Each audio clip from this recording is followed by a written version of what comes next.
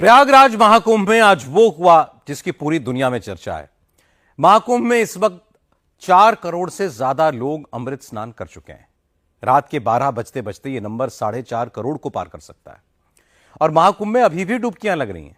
एक दिन में 13 अखाड़ों के लाखों साधु सन्यासियों और 20 देशों से आए 4.5 करोड़ हिंदुओं का अमृत स्नान अभी तो ये इसकी शुरुआत है। इसी महीने की 29 तारीख को कुछ ऐसा होगा जो पूरी दुनिया में कभी नहीं हुआ होगा। उस दिन आज से दुगने लोग आएंगे। योगी आदित्यनाथ ने इसकी तैयारी कैसे की और विरोधियों की बोलती कैसे बंद की, देखते हैं एक रिपोर्ट।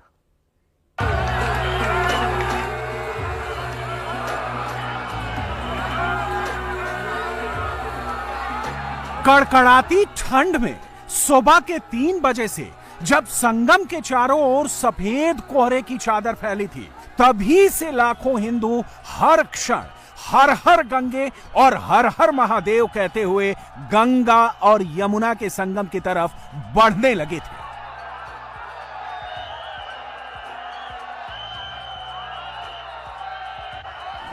प्रयागराज महाकुंभ में पहले अमृत स्नान पर सनातनी हिंदुओं की ऐसी भीड़ उमड़ी कि पैर रखने तक की जगह नहीं बची।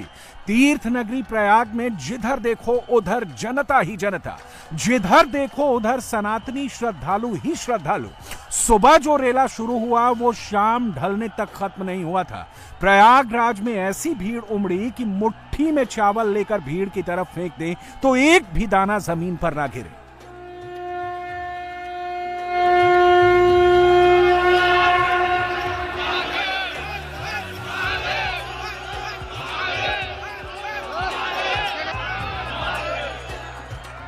ऐसी भीड़ में महाकुंभ का पहला अमृत स्नान बिना किसी विघ्न बाधा के पूरा हुआ।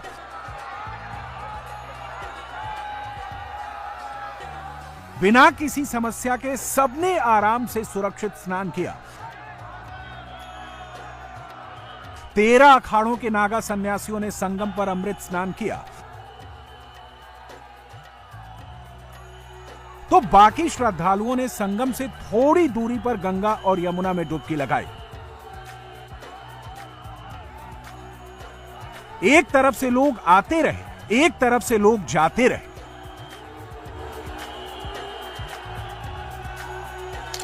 तेरह अखाड़े, जिनमें शैव, वैष्णव और उदासीन परंपरा के अखाड़े शामिल हैं, जिनके साधु सन्यासियों में हिमालय पर तपस्या करने वाले सन्यासी शामिल हैं, उन्होंने सुबह 6:15 पर संगम में पहली डुबकी लगाई। शाम के 4:20 तक अखाड़ों का अमृत स्नान चलता रहा। महाकुंभ के स्नान को लेकर अखाड़े अक्सर लड़ भिड़ लेते हैं, लेकिन योगी आदित्यनाथ की सरकार ने अपने इंतजाम से सभी साधु सन्यासियों को खुश रखा। श्रद्धा और अनुशासन का ऐसा अद्भुत मेल योगी आदित्यनाथ ने संभव करके दिखा दिया। अद्भुत, अलौकिक, अद्वितीय, अकल्पनीय महाकुंभ। इस महाकुंभ को दिव्य और भव्य बनाने का काम योगी आदित्यनाथ ने किया।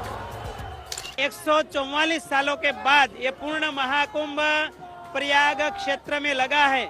पूरे विश्व को अगर इवेंट मैनेजमेंट देखना है, सिक्योरिटी मैनेजमेंट देखना है और क्राउड मैनेजमेंट देखना है तो यहाँ के प्रशासन के पास से देखना चाहिए। हम सारे अखाड़े के संतों साधुवाद देना चाहेंगे यहाँ के प्रशासन को और स्पेशली मोदी सरकार और योगी सरकार को कि देखो ये मेले में 45 करोड़ श्रद्धालुओं की उपस्थिति होने की संभावना है, तो इतनी सारी सुविधाएं दी और आज पहला शाही स्नान है। हमें सब संतों ने शाही स्नान किया। सनातनी परंपरा है, इनके लिए गौरव की बात है।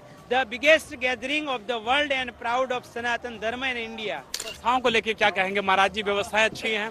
ठीक है, व्यवस्था तो बढ़िया किया है। योगी मोदी ने अच्छा व्यवस्था किया है। आप लोग प्रसन्न हैं? प्रसन्न है उससे। सबका आशीर्वाद हो, सबका कल्याण हो, मनोकामना पूर्ण है सबका। जीवन का सबसे बड़ा महत्व दिन है क्या? अगर जीवन का सबसे बड़ा महत्व दिन नहीं हो तो इतना धक्का खा के यहाँ क्यों आए पब्लिक? सनातन की जो पताका है वो महाराज जी लगातार आगे बढ़ रही है। हिंदुत्व सदा अमर था, सदा अमर रहेगा। बहुत ही भव्य। हम तो योगी सरकार को धन्यवाद देते हैं कि ऐसा ही सरकार हमारे हिंदुस्तान के विभिन्न प्रांत में रहना चाहिए। धर्म की विजय गाथा अनंत काल तक रहे। हम लोग कामाख्या पीठ से आए हैं वहाँ भी आते हैं सभी श्रद्धालु, मगर यहाँ आके हमको बहुत ही आनंद आ रहा है। हर हर महादेव। जी बहुत सुंदर, बहुत अति सुंदर। आप लोग का सहयोग है, हमारी सरकार की सहयोग है। सत्य सनातन धर्म की जय। अधर्म का, प्राणियों में विश्व का, हर हर महादेव। महाकुंभ के पहले अमृत स्नान के पहले 3 घंटे में 1 करोड़ श्रद्धालुओं ने स्नान किया। सुबह के 10 बजे तक स्नान करने वाले श्रद्धालुओं की तादाद 1 करोड़ 38 लाख तक पहुंच गई। दोपहर 12 बजे तक 1 करोड़ 60 लाख श्रद्धालुओं ने अमृत स्नान कर लिया। दोपहर 3 बजे तक ये संख्या 2 करोड़ 50 लाख तक पहुंच गई। योगी आदित्यनाथ ने आज बहुत बड़ा काम कर दिया और अभी तो पहला अमृत स्नान ही हुआ है। आगे मौनी अमावस्या का महास्नान है। आज से 15वें दिन महाकुंभ का सबसे बड़ा स्नान होगा। एक अनुमान के मुताबिक मौनी अमावस्या के दिन मकर संक्रांति का डबल यानी मकर संक्रांति से दोगुने लोग महाकुंभ का पवित्र स्नान करते हैं। मकर संक्रांति के दिन अगर 3 करोड़ श्रद्धालुओं ने स्नान किया है तो मौनी अमावस्या के महास्नान में 6 करोड़ लोग प्रयागराज आएंगे। सोचिए, संगम नगरी में मकर संक्रांति के दिन जितने लोग आए, इससे दोगुने लोग मौनी अमावस्या के दिन आने वाले हैं। योगी आदित्यनाथ उसके लिए भी तैयार है।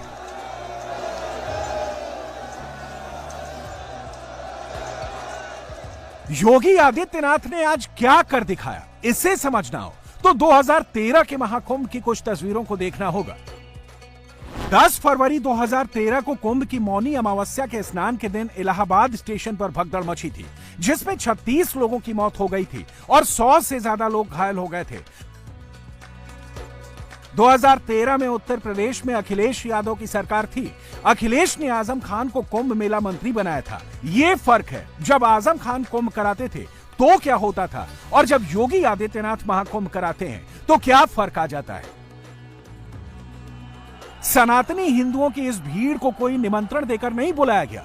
योगी आदित्यनाथ ने इनको पीले चावल नहीं भिजवाए। इतने हिंदू इस विश्वास में चले आए कि योगी हैं तो इंतजाम बढ़िया होगा, योगी हैं तो कोई परेशानी नहीं होगी, योगी हैं तो अमृत स्नान अच्छे से होगा। जो विश्वास एक आम हिंदू का है, वही विश्वास महाकुंभ में आए सन्यासियों, संतों, महंतों का है। इसको शाही स्नान को सरकार ने अमृत स्नान में बदल दिया है। हम सबके लिए बहुत खुशी गौरव की बात है। जय जय श्री नरसिंह भगवान की जय।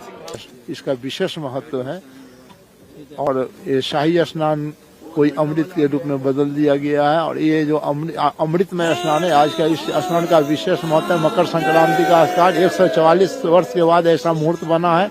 ऐसे 12 वर्ष में कुंभ आता ही है, लेकिन ये विशेष इस वर्ष की महत्व है। आज से शुरू हो गया है अमृत पर्व, तो ये अमृत पर्व 26 फरवरी तक चलेगा।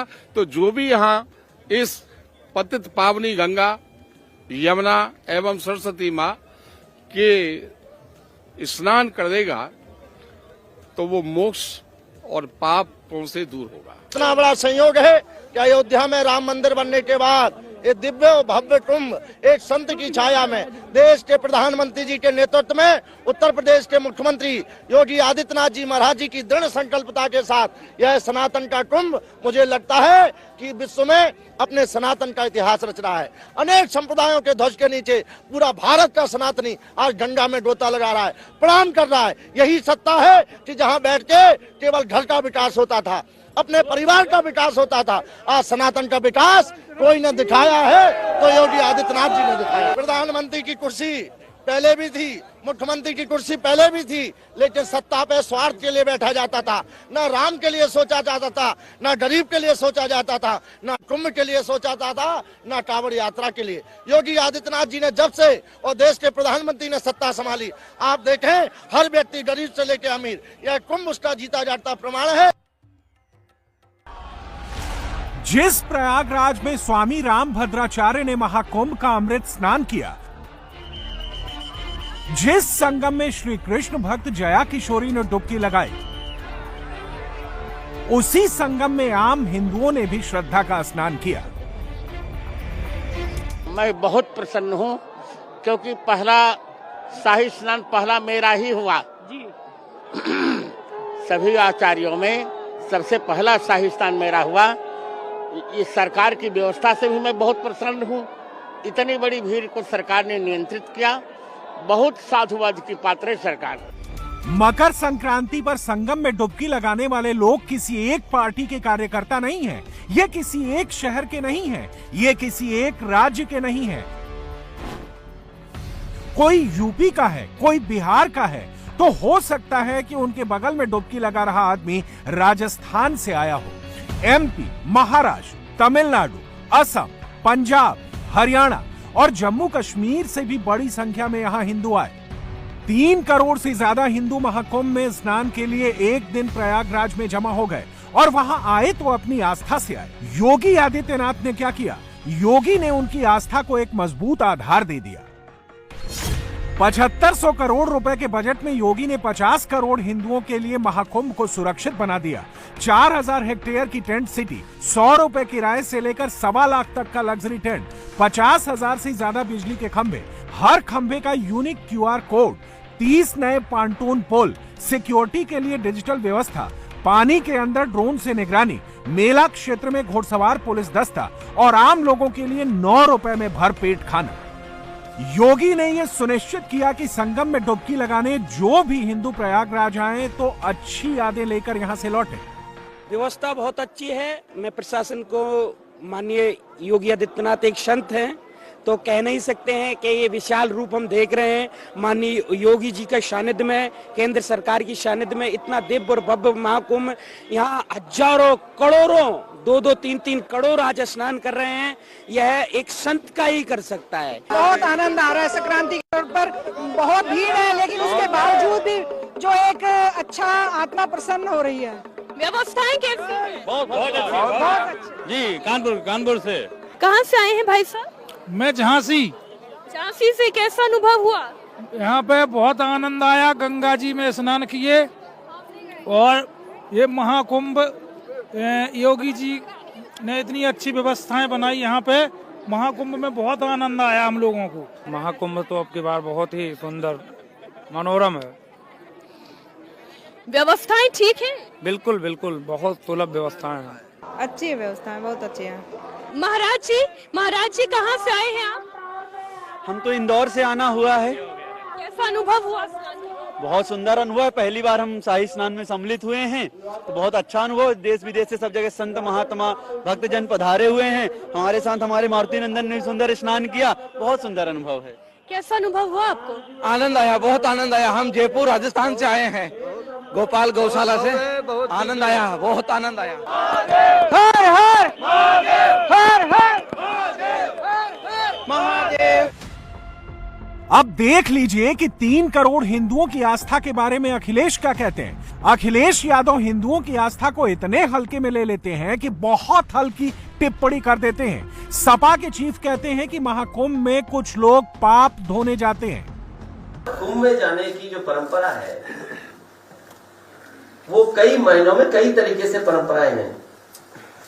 कुछ लोग गंगा स्नान इसलिए करने जाते हैं पुण्य के लिए, कुछ दान के लिए जाते हैं और कुछ लोग जो पाप करते हैं अपने पाप धोने जाते हैं।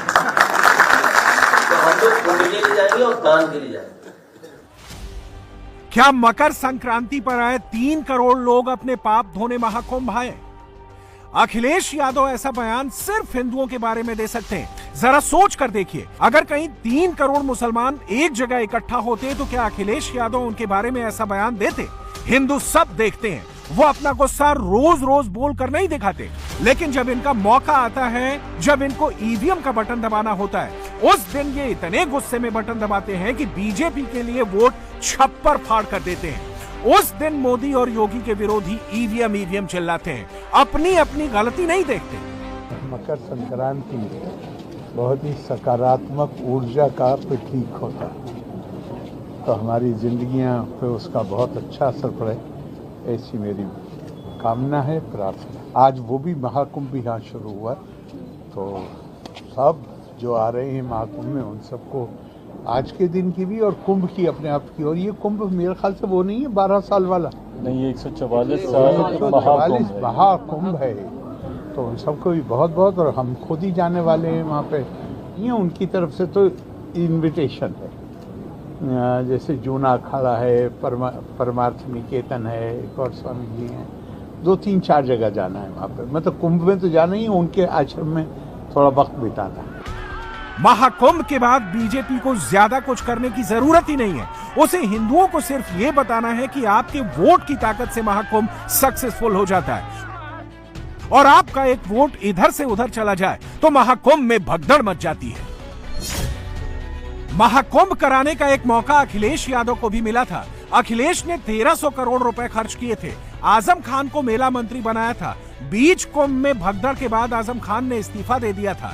2013 के कुंभ में सिर्फ 12.5 करोड़ हिंदू आए थे। 2019 में जब योगी आए और प्रयागराज में अर्ध कुंभ लगा, तब भी उसमें 25 करोड़ हिंदुओं ने स्नान किया था। 2025 में जो महाकुंभ लगा है, लक्ष्य 50 करोड़ हिंदू जुटाने का है। महाकुंभ के बीच में ही बीजेपी ने मिल्कीपुर का कैंडिडेट अनाउंस कर दिया है। अयोध्या के मिल्कीपुर में पासी वर्सेस पासी होगा। सपा ने अवधेश पासी के बेटे अजीत प्रसाद को टिकट दिया है, तो बीजेपी ने चंद्रभान पासवान को मैदान में उतारा है। योगी की पार्टी 2022 में मिल्कीपुर हार गई थी। 2024 में अयोध्या फैजाबाद की संसदीय सीट भी चली गई। अब 2025 में मिल्कीपुर जीतने का टारगेट है। 2027 से पहले वो योगी का सबसे बड़ा पॉलिटिकल टेस्ट है। आपको लगता होगा कि महाकुंभ नहा लेने से कोई हिंदू बीजेपी का वोटर कैसे हो जाएगा? क्या संगम पर आने वाला हर हिंदू वोट में कन्वर्ट हो जाएगा? बेशक, गंगा जमुना में डुबकी लगा रहा हर व्यक्ति बीजेपी को वोट नहीं देगा, फिर भी उसके लिए मोदी योगी की पार्टी को वोट देने का चांस ज्यादा होगा।